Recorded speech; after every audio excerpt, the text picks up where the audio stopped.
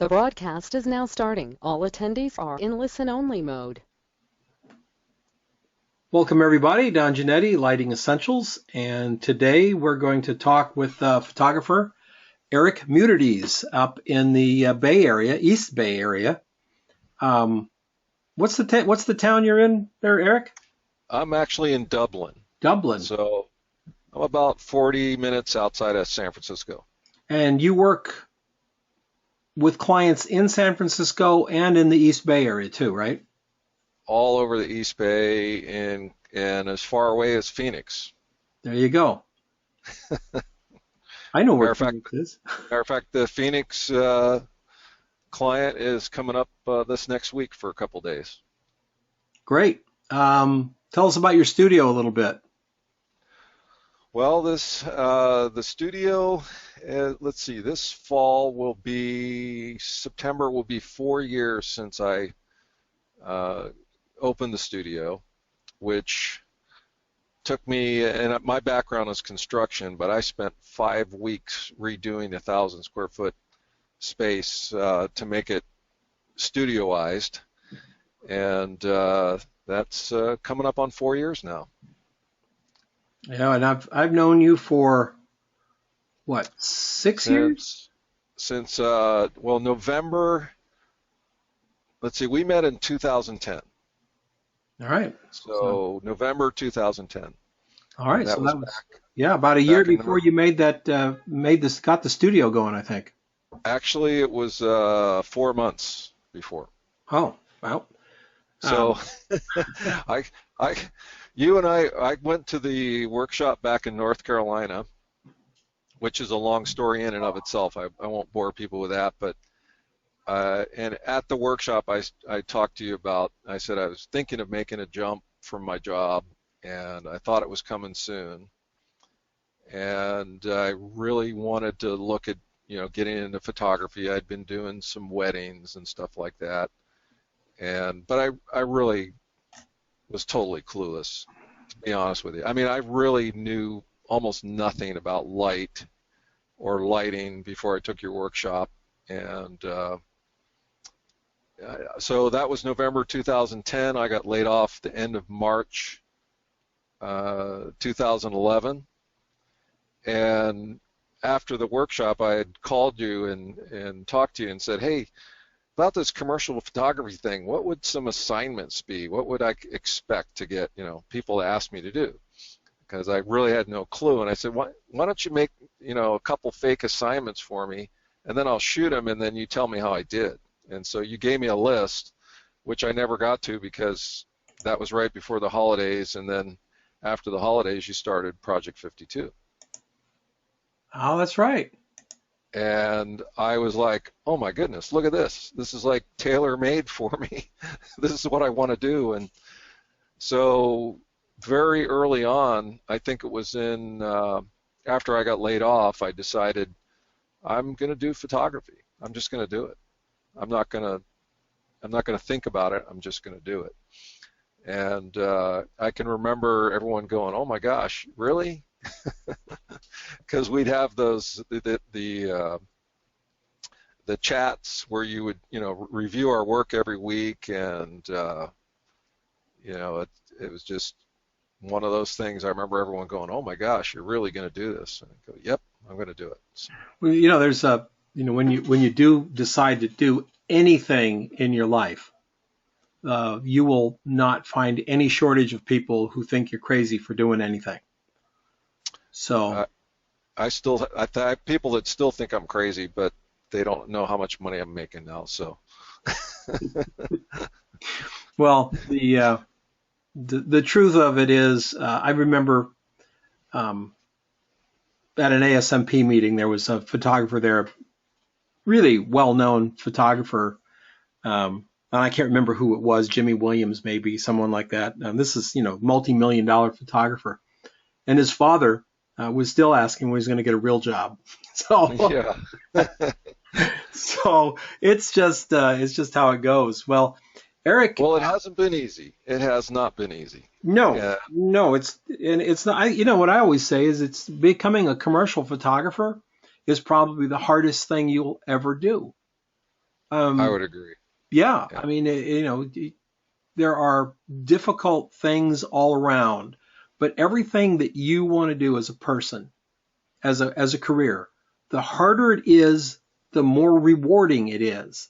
There are no jobs that take no skills that are easy to get that are terribly Uh, rewarding. Very true. Very true. You got to I dig came for up with a I came up with an acronym when I was. I know we tried to do this yesterday, but the internet failed us. And I was thinking about it this morning, and I came up with the things that have made me successful. And I came up with an acronym COPS, it. COPS. Cops, okay. Yeah, it's corny. It's corny, but so number one was community. And without Project 52, it would never have happened. And I was one of the first ones, and I stayed with it. And then I jumped into, the Pro 52, the second version, and I was very religious about doing the assignments and listening to the critiques and being involved. And that community, and then by extension, my getting involved in the San Francisco community with ASMP and meeting, RJ Muna and all these other amazing photographers, Michelle Clement, uh, all of my mentors that I have around here that are lesser known, but getting to meet people like that and talk business with them and talk brass tacks, huge. So community was number one, opportunity was number two, because opportunities only happen once. And being able to recognize and be ready for opportunities when they happen is a huge reason for my success. So my success, what really launched me was being ready and being able to buy a business from a guy who was retiring. And essentially I bought all his equipment and I ended up with all his clients. But that only happened because he knew I was ready. He had been looking at my work for a couple years, unbeknownst to me, and he had decided that I was the guy to take over his business, and he was not going to just give it to anybody. So that opportunity was number two. Persistence is number three, which is that you got to keep pedaling. And you can't get off the bike. You can't stop. You can't stop shooting. You can't stop learning. You can't stop learning about new equipment or new techniques or, meeting people and, try and go into the library and using their resources to try to find businesses and walking commercial parks and handing out, leave behind cards. And I never got any work from it, but I did it. And, stamina would be the last. So stamina meaning you've got the energy to keep doing it, and that takes a lot. You've got to have a commitment with your wife. I mean, my wife and I both got laid off within 3 days of each other, same company.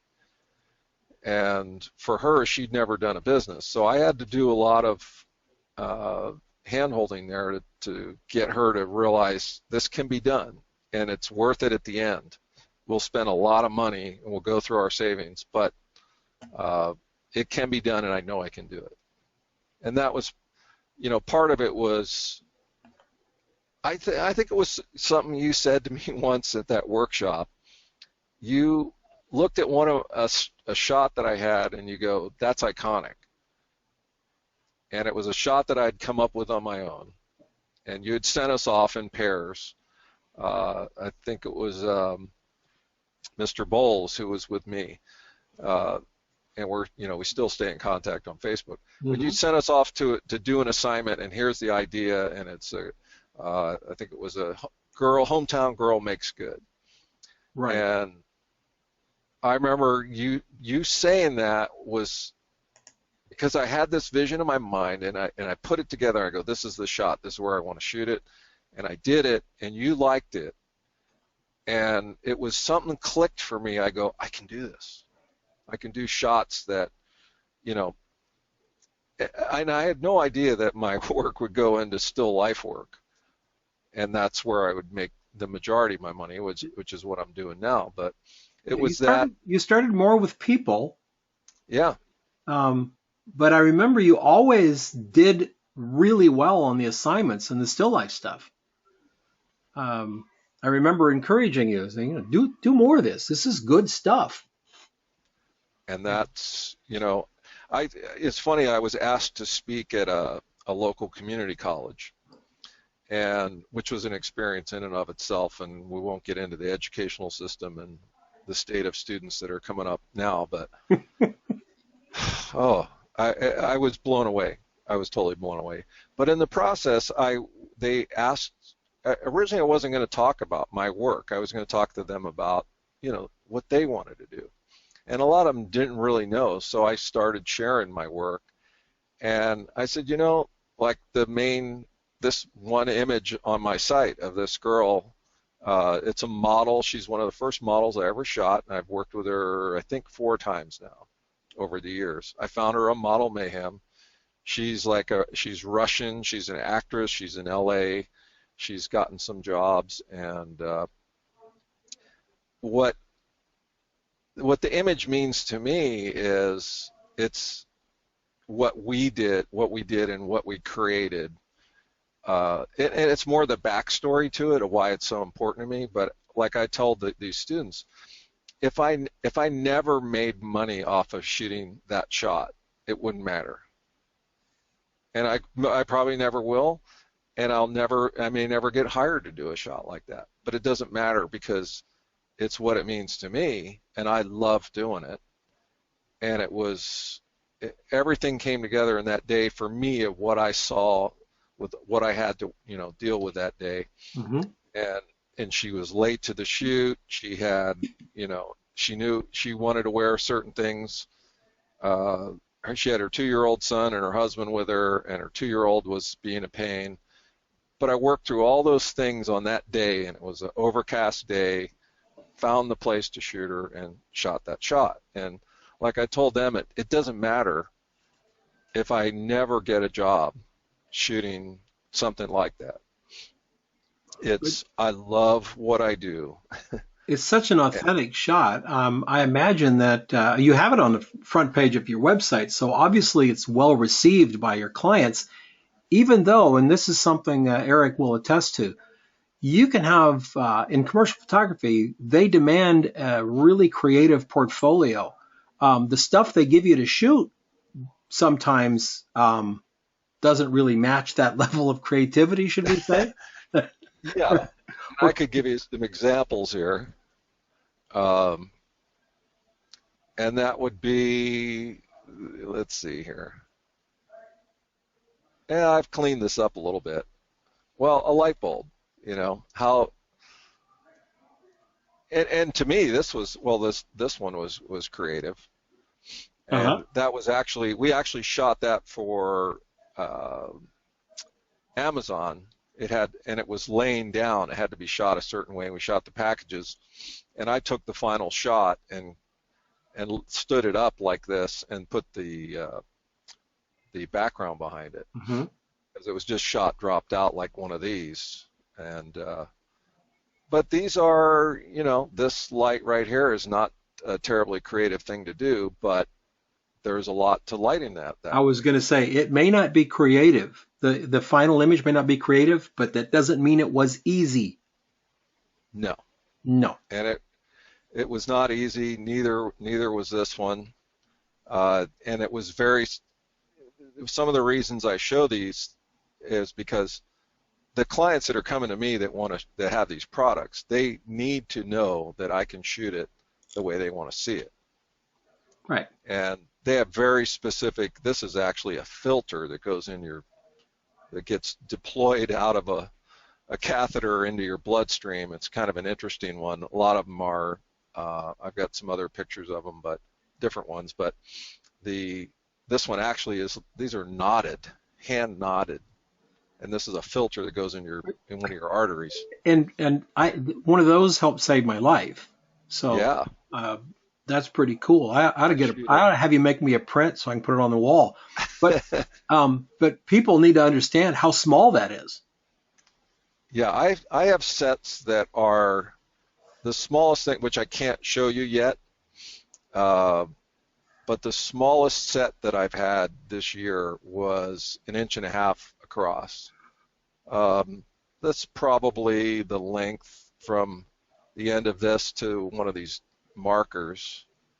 Um, well, this right here is probably 1 inch top to bottom. Mm-hmm. Um, and that might have been more like what you had inside of you. That's more standard type of filter. Yep. But and if Hiram watches this, he's seen all this stuff. He's designed stuff like this. Mm-hmm. And so this is where medical is a lot of. This is a port. If you're getting chemo, that type of thing, they'll embed one of these under your skin. It's probably 1 inch across. And this is kind of a cool one because it's titanium. It has this cool color on it. And then they literally will inject the chemo into this soft section here, and it has these little nibs on it so they can feel on your skin where it is. Then they poke the needle in there and fill it back up. And so kind of interesting stuff. These are all different types of medical equipment, which has been a huge, you might have a few of these in you too. Wow. Those are stents that they deploy in if you have a collapsed artery. It's And, really, it's really, really clean presentation. And this is, this is working for these clients is not easy. It's not like, oh, you take it and throw it down on a piece of white seamless and photograph it. This is hours and hours of work, right?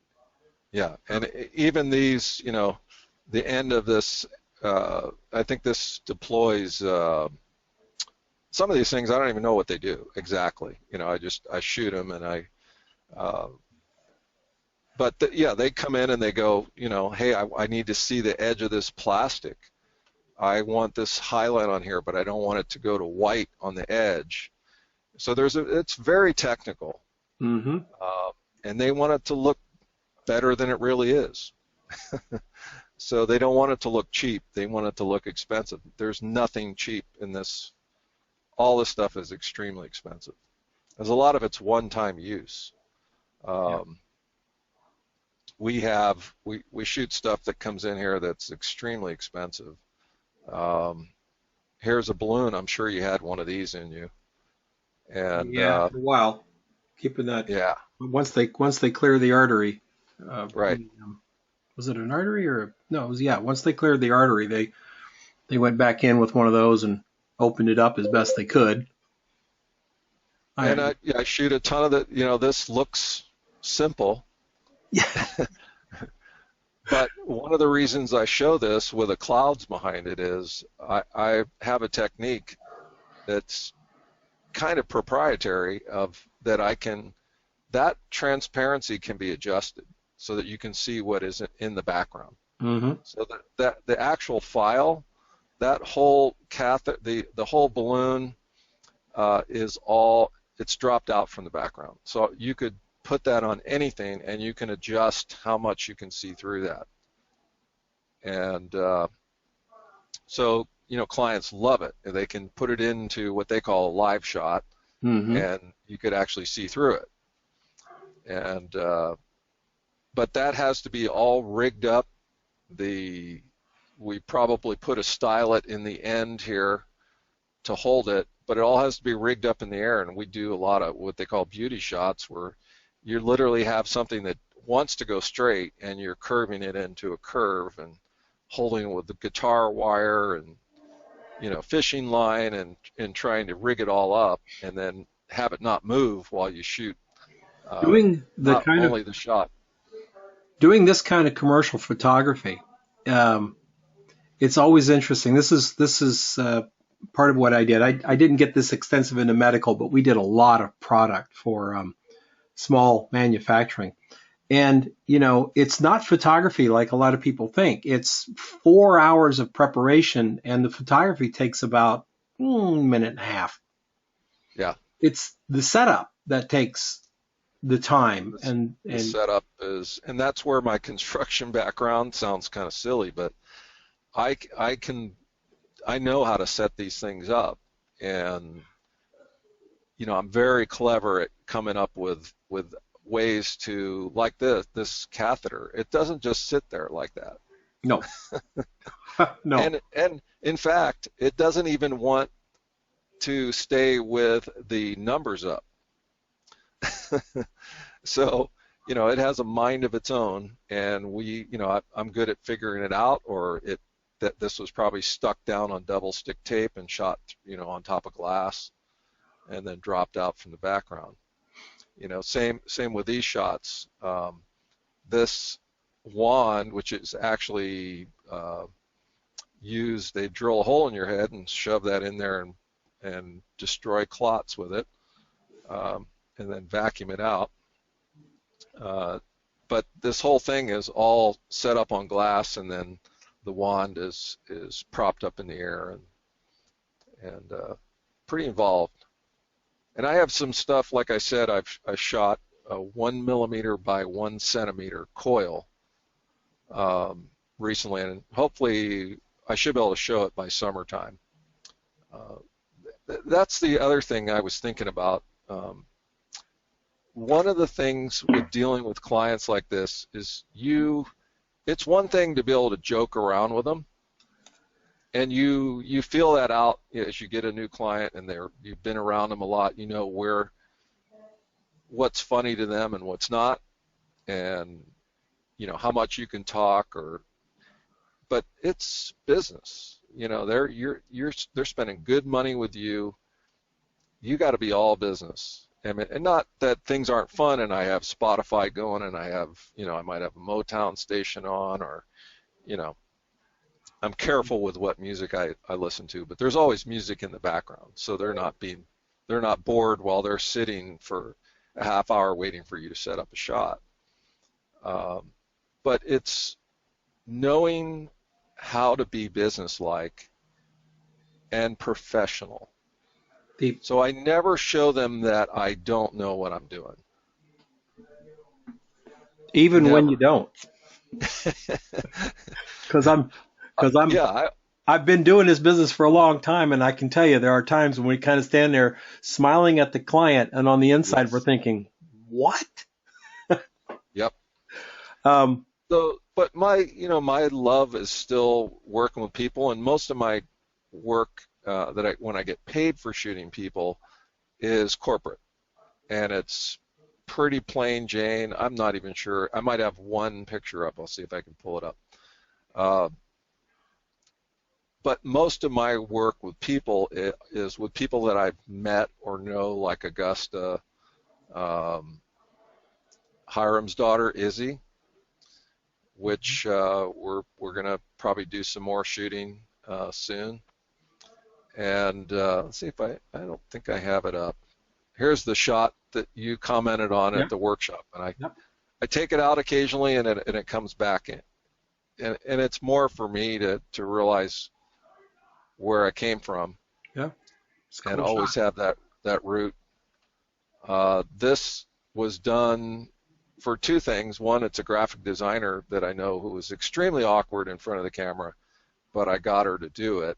And I actually got some recognition from the photographer for the head photo editor and director of photography for the Gap stores.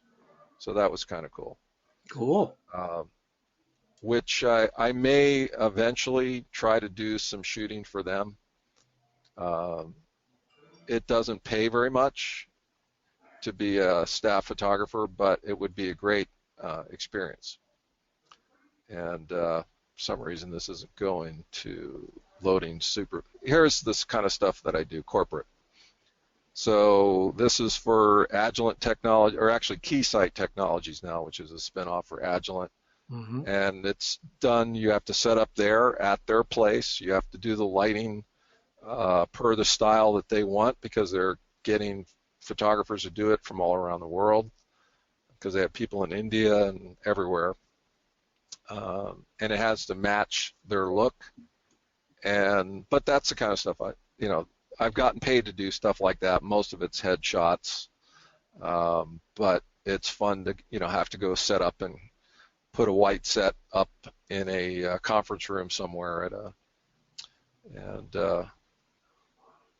you know, it's, but most of my people stuff is stuff I've done with, this is a model. She actually has a fashion blog that she started in high school, and she has 260,000 followers on Instagram. Wow. Yeah.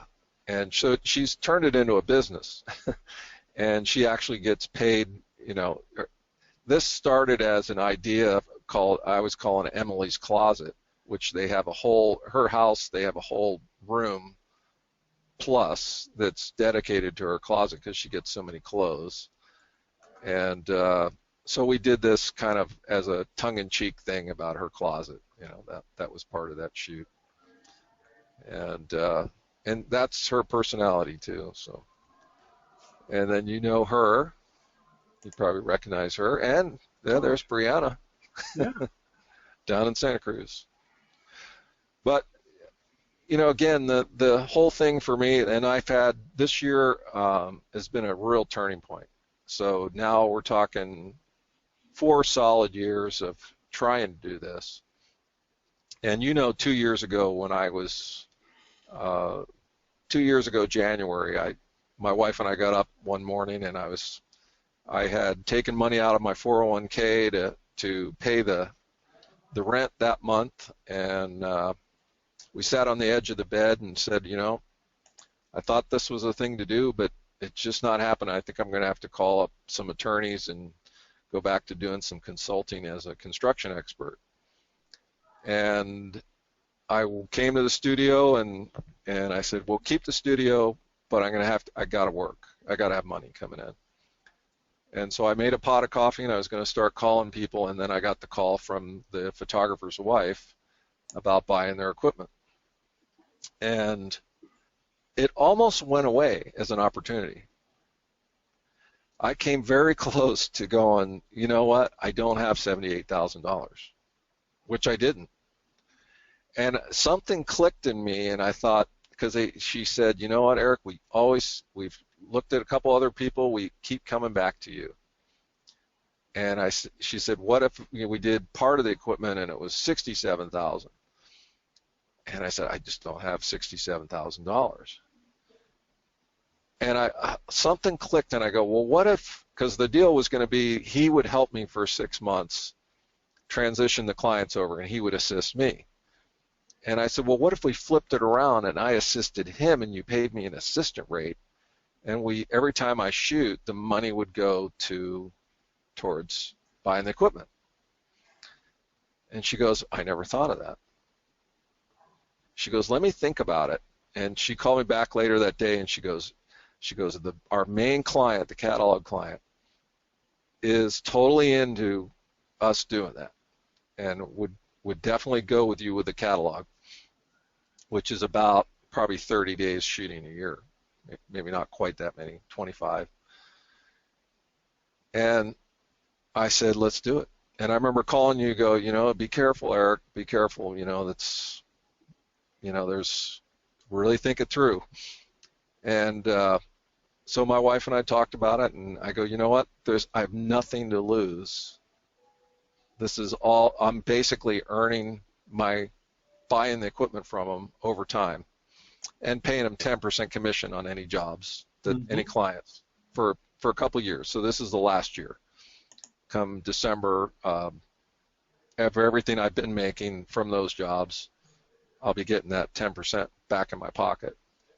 But again, that was opportunity, and I was ready, and I'd been doing the work, and I had no idea she was following me, looking at my portfolios when I would post them and stuff I would post on Behance, on LinkedIn.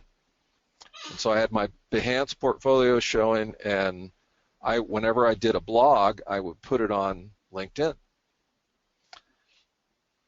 And there you go.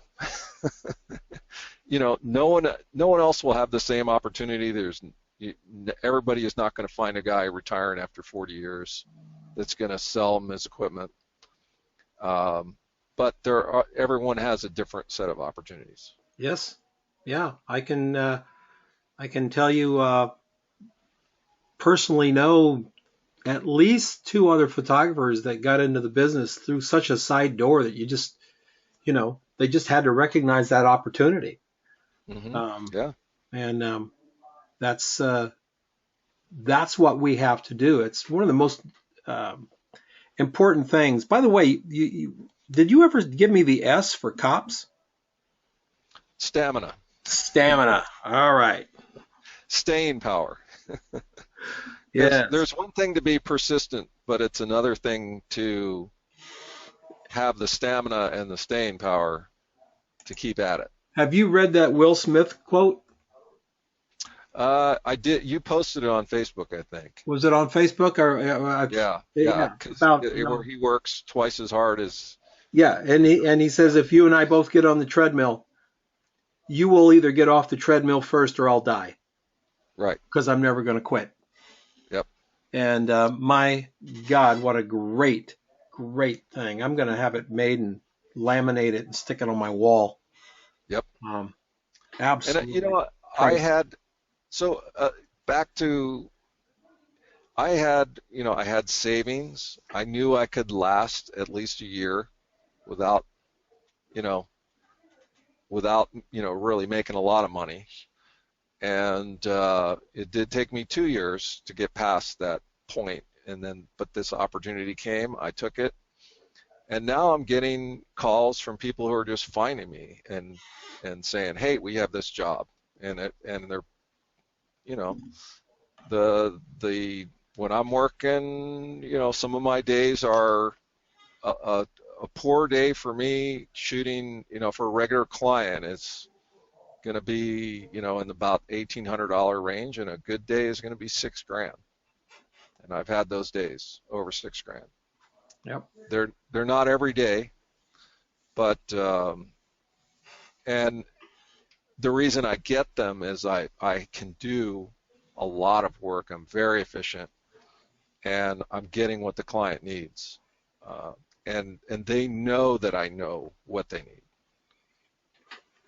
and so I'm a known quantity, and that is huge. Once people put their trust in you, if you never let them down and you always get stuff done, and everything is quality, and they don't have to, worry about whether you can do something or not. You don't overpromise. You always underpromise and overdeliver. Then you will stay busy, and you'll keep those clients. They won't go wandering away because they don't want to lose their job. And if you have an art director or a graphic designer, actually a lot of people I work with have degrees in microbiology or PhDs in light, light science, or they're not necessarily creative people. They might have ended up in those roles, but they're trusting and relying on you, and that's a huge thing. The other thing that you and I talked about yesterday is advertising, ad agencies are a whole different world. Almost all my work is direct to client. If you want to go after ad agencies, first of all, you better be really damn good at whatever you do, and you better have a look that says, I am Eric Almus, or you've got to have something that stands out where they know why they're coming to you.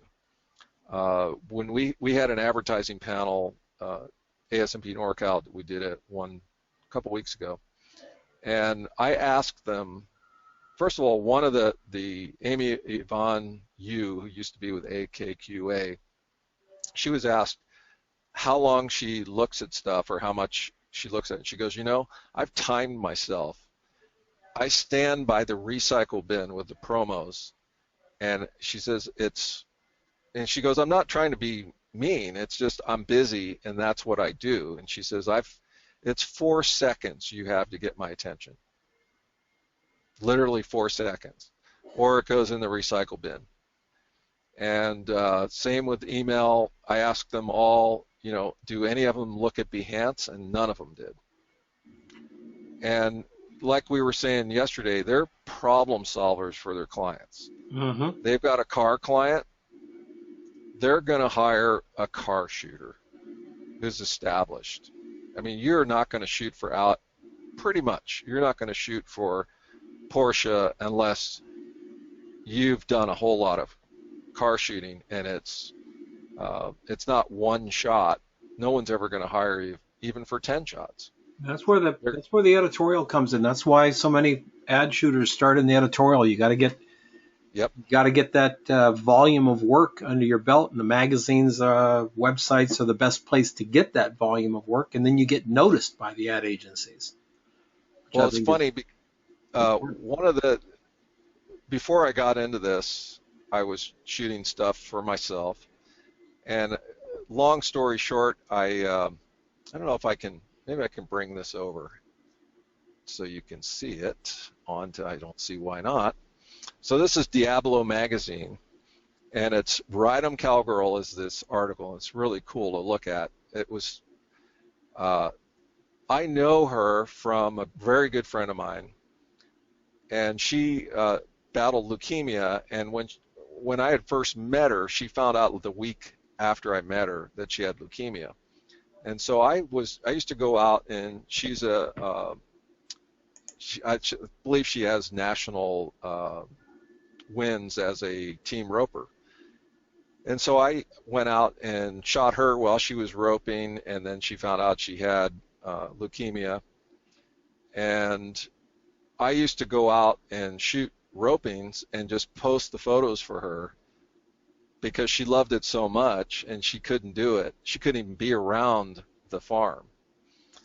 And so last night I found out, oh, well, Kelly got photographed, and I was like, by Diablo magazine. I was kind of bummed. I was like, oh, darn, I wish I could have gotten the chance. But she got photographed by Mitch Tobias. And if you want to see some cool work, pull up his work. This guy is phenomenal. I mean, he is. I'll bring him up right now. Anyway, I saw the shots, and I'm going, oh my gosh, I think I know that guy. And sure enough, he's just amazing. And he's got clients, very amazing portfolio. Here's some of his McDonald's work. You've seen this stuff. His client list is just amazing. Clientele, here's his clientele. So I thought about it. I go, well, how cool is that? I know someone of this caliber, the Diablo magazine hired him to shoot her. I just thought it was kind of cool. And my work is not at this guy's level. I mean, this guy's a very specific look, and they picked him for a reason. No, they didn't, and they're a magazine, and they're a small magazine, so he didn't charge a lot of money. He couldn't have. No, and I know. Yeah, and I know this magazine pays nothing. Right. They're really, really. A lot of people won't even deal with them because they don't pay. But sometimes when the opportunity, that's back to that opportunity. Sometimes the opportunity for access to shoot somebody cool or someplace cool or a mixture of that, he recognizes that instead of sitting on his butt for 2 days and doing nothing, maybe it might be fun to photograph this girl who battled leukemia and became a rodeo. Absolutely. And the pictures are just, knowing her and seeing the article, it doesn't come off great on the web. Their magazine, the print magazine, is better. But I saw it and I go, wow, that's her. That's my buddy Frank right here. And it was just so cool to see it. I thought, wow, look at that picture. And I thought about it, how many times have I missed an opportunity? He's been bugging me to go out there. I've come out and visited, but I didn't, I didn't plan a shoot out there. And so it was kind of a wake-up call for me. It's like, Eric, you got a friend with a ranch with horses. It's one of the last ranches in the Bay Area. He's a descendant of 19th century cattle ranchers. So he's Portuguese, and his family was. It's one of the last areas with ranches around in the Bay Area. He's like 30 minutes from my house, and I thought, why have I not been out there? Why didn't I do this? And so it's an opportunity that I missed that maybe they would have said, hey, who's that guy who shot, they could have said, hey, Eric, here's our buddy who shot this, maybe hire him to do it. Yeah, that's constantly looking for opportunities. I saw someone posted, and I'm not sure which Facebook. It was on the Project 52 Facebook group. Lily posted something about the city where she lives has a website, and the web guy there loves her work and said, "Would you like to shoot 100 pictures? At your leisure. There's no whatever on it, and to go on this website for the city. She'd be like the official photographer, right?" Right. And right. and she commented, she goes, "I don't know what to charge." And my point is, charge whatever they want to pay you. Done. Because the opportunity to do this is more valuable than, $50 a shot or $20 a shot or any of that stuff. You don't want any other photographer to get that job. Whatever it takes for you to get it, you do it, because number one, they're not going to pay a lot to anybody. And number two, if you take it and you become the city photographer, the go-to person for photography, it'll come back to you in spades. It'll just come back to you like crazy. It's interesting you mentioned that, because that's one of the things that I did. I actually was blogging on this local, kind of like online newspaper thing. Mm-hmm. It's called The Patch. I think it's all over the country. Most places have a patch, online patch around their area. It's bigger out here, I think, but so I became one of their bloggers, and I used to blog about. I even went to the library and did a thing on the kids' reading room, and did some pictures, and I did a picture of this cool picture of the front of the library. I think I even posted it on Project 52 years ago. It's probably still on my Flickr feed. But it was an opportunity to do it. They called me in to do the car show promos, and so I got to shoot some cars up on top of I got to say where I wanted to put the cars on the property, and it was access. Yep. And it was, and it kept me busy, and I got to do some creative stuff, and it was, I should be doing it again. Yeah, do it. Yeah, if you're not shooting for clients, you should be shooting for yourself. And if you're shooting for yourself and you have an opportunity to get that work recognized, then do it. As long as people go, well, that's working for free. No, it's not. It's working for access.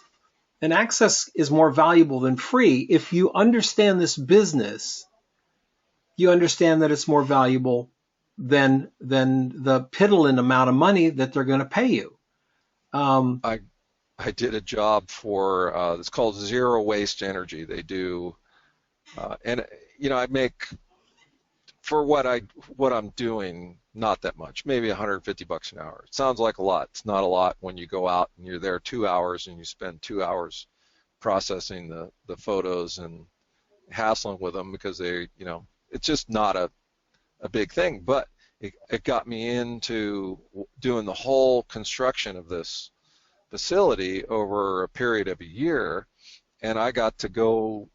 I shot the grand opening. I got to go in areas that no one in the public will ever be able to go, and shoot all these cool piping things and stuff like that. And I got to climb up on the forms when they were pouring these, 4-foot thick slabs. I mean, it's unbelievable the construction they were doing. But I got to get up on top of the stuff with my hard hat on and climb around on stuff that no one would ever get an opportunity to do.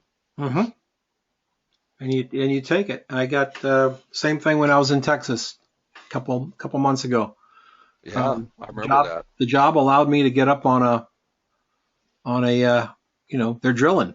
They're preparing for the frackers to come in. And there's no way anybody gets onto that property while they're drilling. Nope. And I had the run of the place. I could do anything except photograph stuff with the company logo on it. Yep. There's 3 companies involved in drilling, and one of the companies didn't want their logos to show on anything, so I made sure that didn't happen. But I got some good shots.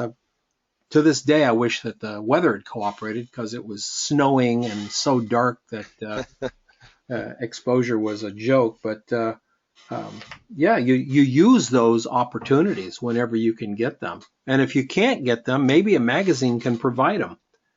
Yep. And there's, there are. I remember my ex-brother-in-law has he's a publisher of a magazine, 65 Degrees, down in Carmel, Monterey area. Mm-hmm. And then there's another one called 54 Degrees or something that is for San Francisco. And I remember asking him, hey, what do you pay? And he goes, oh, $30, $40 an image. And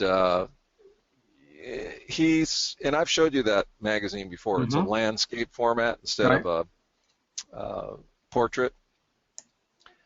And I know a lot of people who've worked for him and they didn't like it, and it's not much money and all that, but very cool photography, or at least it used to be. I haven't looked at it in a while. And unfortunately, he just, I think because him and my sister were divorced, he just decided to never ask me to do any work. But there's plenty of magazines out there like that are, especially if you can find a writer and put the whole thing together. Oh yeah, absolutely. You can actually pitch national work that way.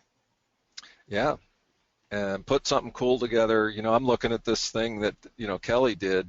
It's one of the nicest, and Diablo does that. It's funny. It's a local magazine. Their offices are right, 15 minutes from where my studio is, and I've never really pushed. I could just show up there and go in and go, hey, I'm a photographer. I'd like to get in, on your list.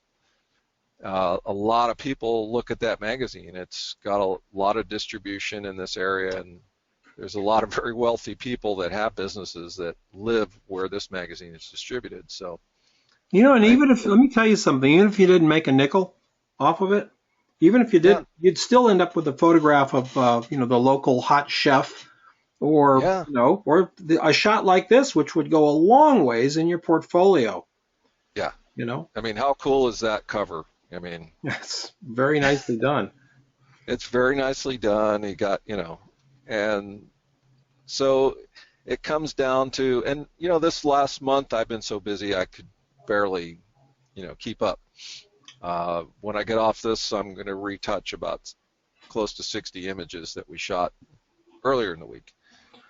So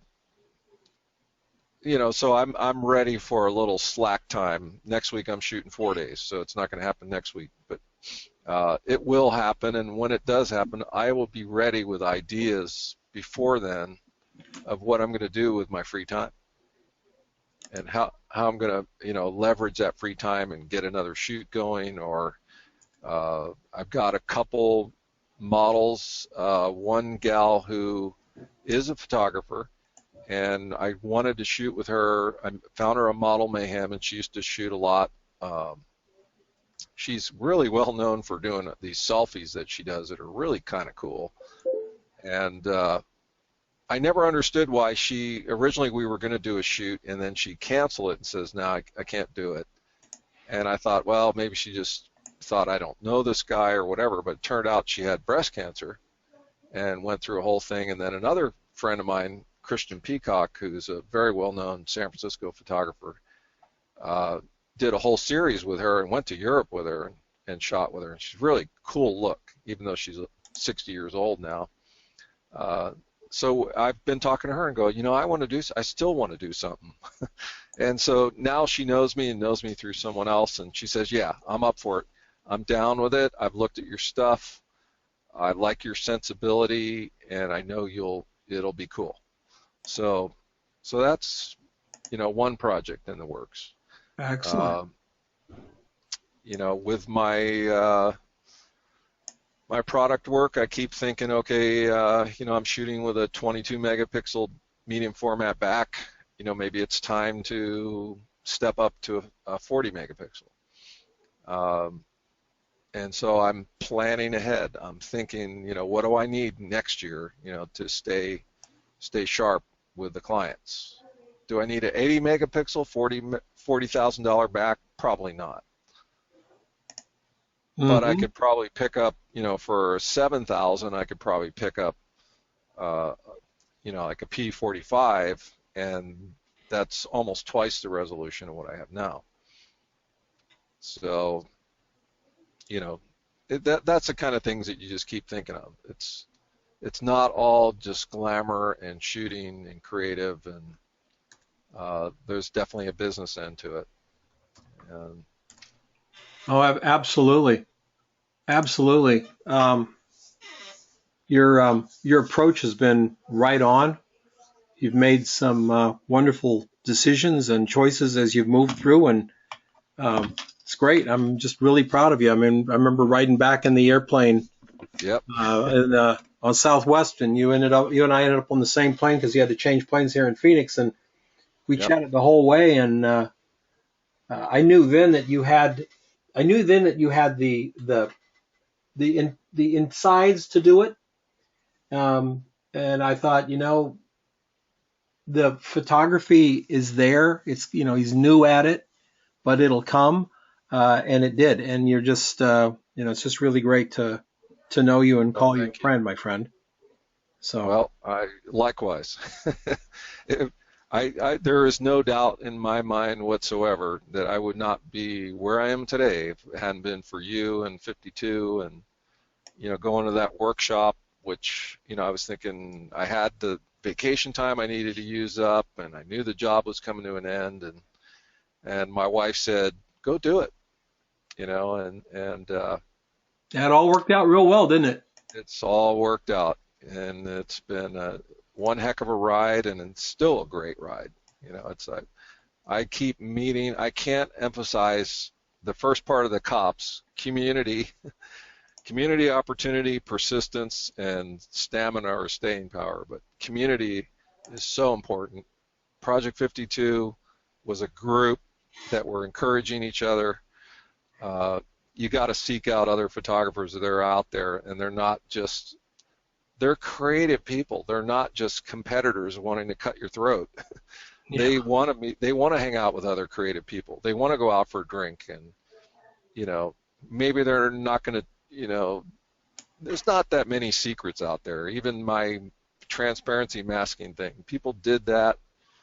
People masked in camera all the time. So there's nothing really super duper, secret sauce. It's all about being a good business person, being a good person that people want to hang out with, and especially if you're doing, like I was looking at Mitch's stuff, and this guy has fun. You could look through his stuff and you go, he got these people to do this, even he got someone to jump or to go down and pretend they're surfing, and art directors are looking for that.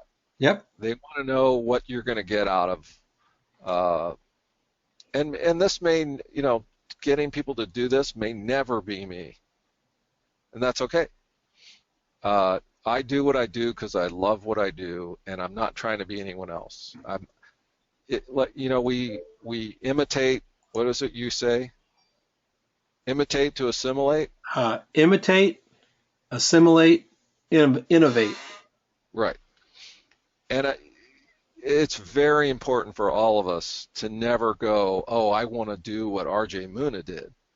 Well, R.J. Muna had his set of opportunities. He bought his studio property at the right time. He made enough money on one job to buy the building at a time when the building was cheap. And he's got this fantastic studio in a fantastic part of town that's worth millions. But it was, he had the opportunity and was there and had done everything else, all those years of shooting product and everything else. He did the work, and we can't look at people and say, I'm going to be just like Albert Watson. Yeah. Even if you had the talent to be like Albert Watson, you're not going to be Albert Watson. I'm sure there are photographers out there with the talent of Albert Watson, but have not made the same choices or right choices, or just simply, as they used to say back in the 80s, crap happens. And I could get we could be disabled in a heartbeat, any one of us. Tomorrow could be a different day. And I think for all of us, we need to, my email signature says, do what you love and love what you do. Well, and I even have a coffee cup that says, do what you like what you do. Absolutely. My wife found it. It's so important. And if you do that, and people will want to be around you because they're going to feel it and go, oh, this guy loves to, like when I do product work, I'm shooting a portrait of their product. When it comes down and it's not a straight, oh, we need the straight shot of a balloon, the side or a close-up, not much creativity there. But when it gets to the beauty shots, I go into portrait mode and I'm shooting a portrait of this widget. Mm-hmm. Yeah. And so I got to make that portrait, look good. And when people see you have that kind of enthusiasm toward their product, they get excited because they probably designed it or had had a hand in it, especially if they're a small company and, this is their baby. Exactly. It all goes back to baby photography. This is baby photography. When you're shooting a baby, a real baby, some mom has said, this is my baby. I mean, you want to make that baby look good. Trust me, when they've gone through 4 years of R&D and they've gone through the 5 years of the FDA approval and all of that stuff, this is their baby. Yep. And it's the thing that's going to put food on the table and make their stock price go up, et cetera, et cetera. You got to do a really, really bang up job. It's baby photography. And it all comes back to that. So, Eric, thank you so much for some great insight. And thank you, Don, again. I can't thank you enough. Looking at some fantastic stuff. I'm going to kill the recording right now, but you stay on, all right? All right, sounds good. Ladies and gentlemen, Eric Muetterties up in the East Bay, and there's links on the page. Go and visit his website and stop by his blog and say hello. Thanks for coming along.